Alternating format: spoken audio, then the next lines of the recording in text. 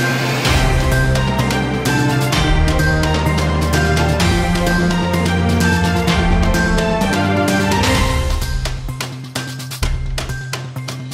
Welcome to ఎన్బీటీవీ 24/7 news channel.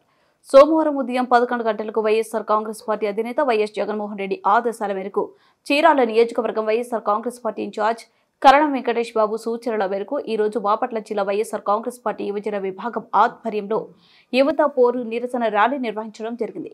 ఈ సందర్భంగా యువత పోరులో భాగంగా బాపట్ల జిల్లా కలెక్టర్ కార్యాలయం నందు ఆర్డీఓకి వినతి పత్రం ఇవ్వడం జరిగింది. ఈ కార్యక్రమంలో వైఎస్ఆర్ కాంగ్రెస్ పార్టీ బాపట్ల జిల్లా అధ్యక్షులు, బాపట్ల జిల్లా వివిధ అనుబంధ విభాగాల అధ్యక్షులు, చీరాల మరియు వేటపాలెం మండల పార్టీ అధ్యక్షులు, నియోజకవర్గంలోని నాయకులు, యువకులు, కార్యకర్తలు మరియు అభిమానులు పాల్గొన్నారు.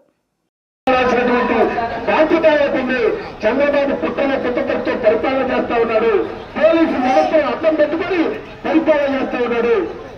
ఏమైనా రాజ్యాంగానికి లోపలి పనిచేయాలని గుర్తుపెట్టుకుని అడుగుతూ ఈ రోజు యువత పేరు ఎంతో దిగ్విజయంగా జిల్లా వ్యాప్తంగా ఉన్నటువంటి అన్ని నియోజకవర్గాల్లో ఉన్నటువంటి సమన్వయకర్తలతో పాటు వారు పంపించినటువంటి యువత ఈ రోజు రోడ్డు మీదకి వచ్చి బ్రహ్మాండంగా జగన్మోహన్ రెడ్డి గారి యొక్క జెండా పట్టుకుని ఈ రాష్ట్రంలో యువత పేరు దేశంలో యువత గురించి మాట్లాడుతూ ఉంటే రాబోయే రోజుల్లో ఇది అంతం కాదు, ఇది ఆరంభం. ఇది అంతం కాదు, ఇది ఆరంభం. మత్తుతోట చూస్తూ ఉన్నారు.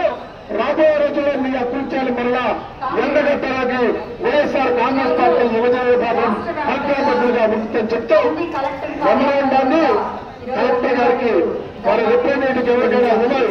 ఎందుకంటే మీకు అవకాశం ఉంది. అనాథమైనటువంటి మా కార్యక్రమం యువత పేరుకి కిలోమీటర్ యువతలు ఆపేశారు పోలీసు వారు. నిరసన వాళ్ళని అడిగి చేయాలా, లేకపోతే మన గొంతు మనం నొప్పాలా? వాళ్ళు చెప్పారు మనకి కలెక్టర్ ఆఫీస్ కి పంపిస్తారా లేదా? కోరాలా వద్దా? వద్దా? చప్పగా ఉన్నారండి, చప్పగా ఉన్నారు. యువత పేరు కలెక్టర్ గారి దగ్గరకు పంపిస్తారా లేదా? పంపిస్తారా లేదా? అబ్బాయిలు కలెక్టర్ ఆఫీస్కి వెళ్దాం. జై జగన్, జై జగన్, జగన్ బలత్తూర్. కలెక్టర్ గారి దగ్గరికి వెళ్ళకపోతే అందరం ఇక్కడ కూర్చున్నాం. ఇది పోలీసు వారు కోడి పందాలకైతే పంపిస్తారు, ప్యాకాట్లకైతే పంపిస్తారు. ఎక్కడెక్కడ దాకా వేసుకున్నాం, నెక్కర్లు వేసుకొని డాన్సులు వేసుకునేదానికి పర్మిషన్ ఇస్తారు.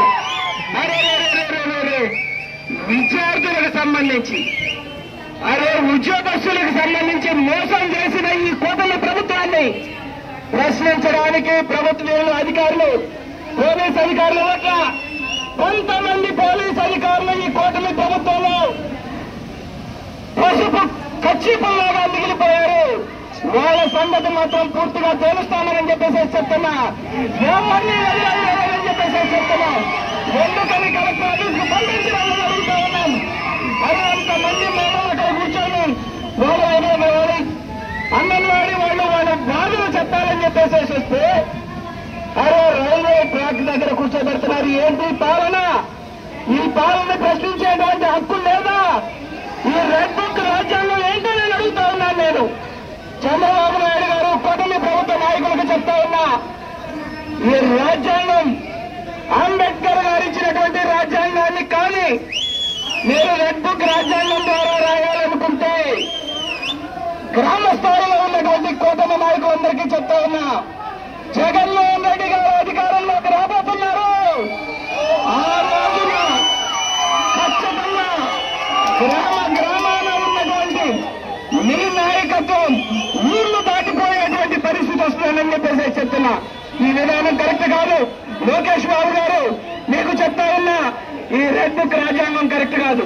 కలెక్టర్ గారి దగ్గరికి, అధికారుల దగ్గరికి మమ్మల్ని పంపించకుండా రోడ్డు మీద ఆపేసి ఈ రకంగా కూర్చోబెట్టి మీరు మాట్లాడుతున్నారంటే, పోలీసు వారిని అడ్డం పెట్టేసి మీరు చేస్తా ఉన్నారంటే, ఈ యొక్క కార్యక్రమాన్ని మమ్మల్ని కలెక్టర్ గారి దగ్గరకు పంపించేదాకా మేము ఖచ్చితంగా ఇక్కడ ఉద్యోగం చేస్తామని చెప్పేసి చెప్తా ఉన్నా.